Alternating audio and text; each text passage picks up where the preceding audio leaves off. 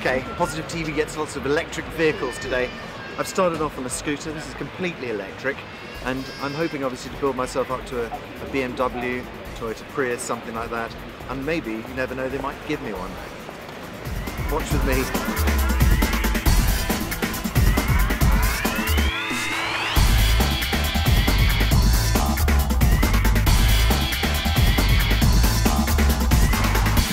I'm Stephen Glazer, and I'm the founder and director of the Revolve Eco Rally. I was involved in promoting a certain technology, something called fuel cells, which were invented in Britain 150 years ago. People say nothing good is new, it's true.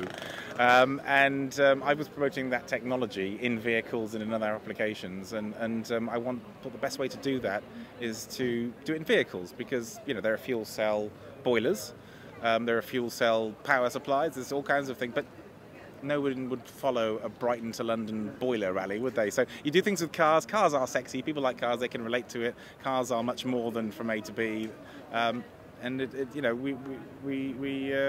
we can pull people into that event doing it like that. And the basic formula is that we get all the best cars together, try and convince the OEMs to play with us, and we've got just about every OEM, apart from one, I think, involved this year.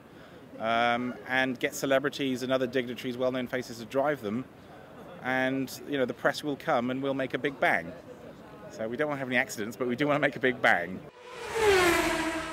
Hi, my name's Danny Tendler, and I'm from E-City Wheels, and these are our bikes, the electrocycles. And this is the electric motor, which is embedded into the tire, which is connected to a controller, hooked up to the batteries, and adjusted by a throttle, and that's all that there is to it.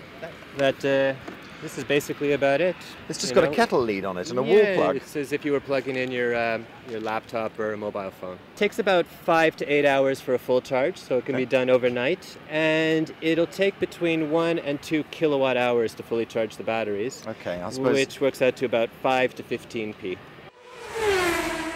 Yeah, good afternoon. I'm John Kingston. I look after government affairs and environment for Honda in the UK.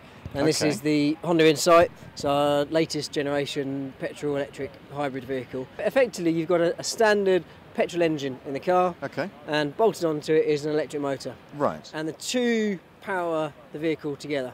So the electric motor is assisting or helping out the petrol engine. Right. So as a result of that assistance by the electric motor, the petrol engine is working less hard, right, using less fuel, right, and there's less emissions. So you've got a cleaner package.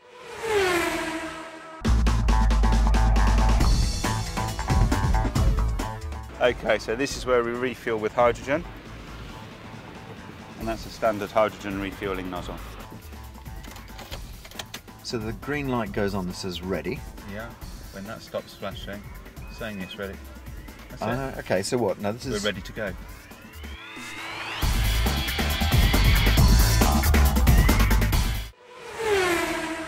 How did it feel to drive?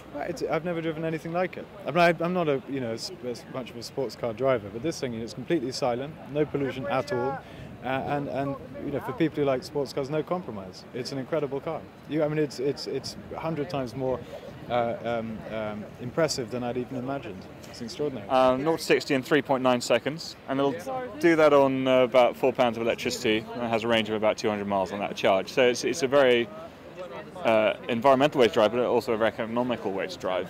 No, but I've seen obviously the difference here is if you go across there and you chat to the scooter guy, he'll tell you it's 4p a day. Yeah. And yours is like £4 a day. So this is the luxury Right, if you drive version, 200 miles, right?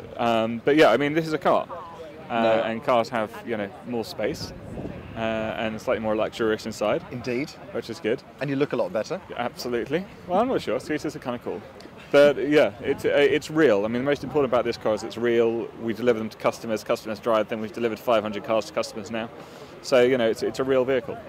And of course, the luxury item, it does cost a luxury price tag, doesn't it? Yeah, well, you have to start somewhere. And in the history of all new technology, it generally starts off fairly expensive. So yes, this is an expensive product, and it sells to people that want that sort of price range vehicle.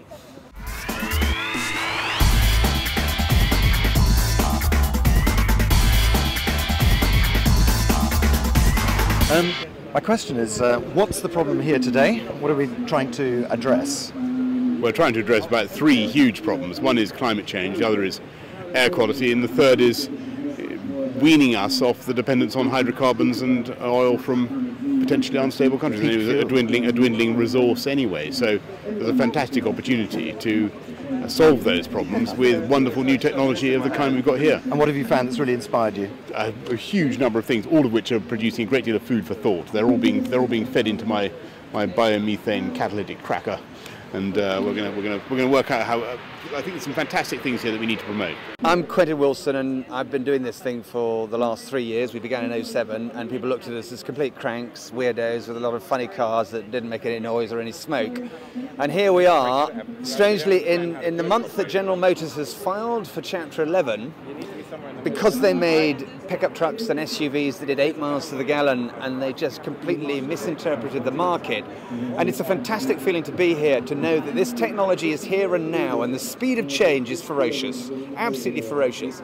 And what is so good is the consumer now really does want to drive cars like these, and they want better air quality, and they want energy security and low CO2. And the excitement of driving, as I have today, a Tesla Roadster, which is purely electric and does 60 in 3.9 breathless seconds. So it's not dull, it's not worthy, it's not, you know, unexciting. Quite the opposite. This is the most exciting time for the motor industry since the Model T.